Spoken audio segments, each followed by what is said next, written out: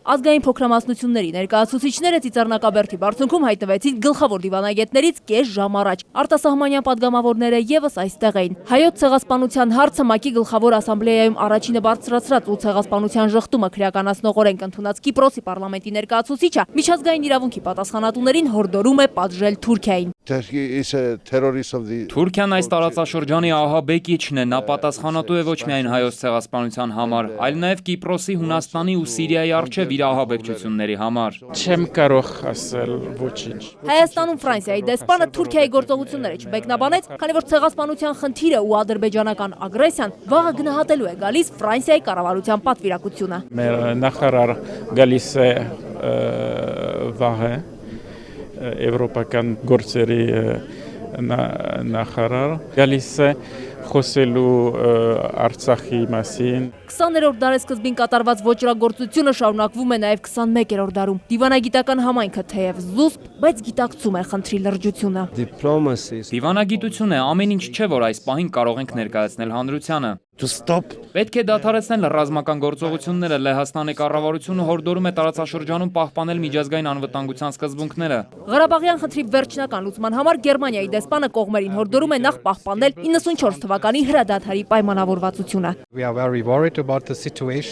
Անընդունելի է այն, ինչ կատարվում է այսօր շփման գծում, այդ ամենը հակասում է մարդու իրավունքների պաշտպանությանը։ Հայաստանում Ռուսաստանի դեսպանի խոսքով շփման գծում կատարվածը պետք է գնահատել փաստերով ու եզրակացություններում հետևել միջազգային օրենքի կետերին եւ պահանջներին։ Ողբերգությունը պետք է ստանա արդար գնահատական, որպեսզի այլևս չկրկնվի։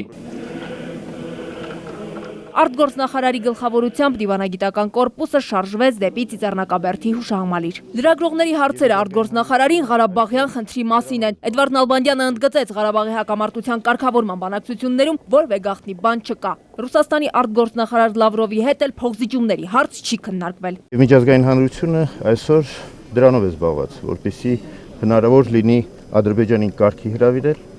եւ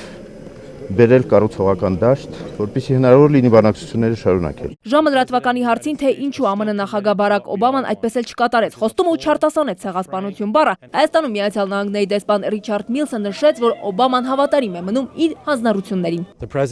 Կարծում եմ, որ Միացյալ Նահանգների նախագահը շատ հզոր հայտարարություն արեց, նա դեպքերը հայտարարեց որպես 20-րդ դարի վատթարագույն ողբերգություն։ Միացյալ Նահանգների նախագահը հավատարիմ է մնում այն հանձնառությանը, ինչին ձգտում ենք բոլորս՝ իրադարձությունների արդարացի ու ամբողջական ճանաչում։ Նա շարունակում է աշխատել, որ լիարժեք արդարացի եւ ամբողջական կերպով ճանաչվեն անցյալի դեպքերը։ Անդրադառնալով հնչած տեսակետին, որ Օբաման պարզապես չի ցանկանում փչացնել հարաբերությունները Թուրքիայի հետ, դեսպանը ընդգծեց, ԱՄՆ նախագահը նշել է, որ իր նպատակը ճշմարտությունն է եւ երկու հասարակությունների հաշտեցումը։ Լիլիթ Ասլանյան, Խաչատուր Եսայան, ժամը լրատվական։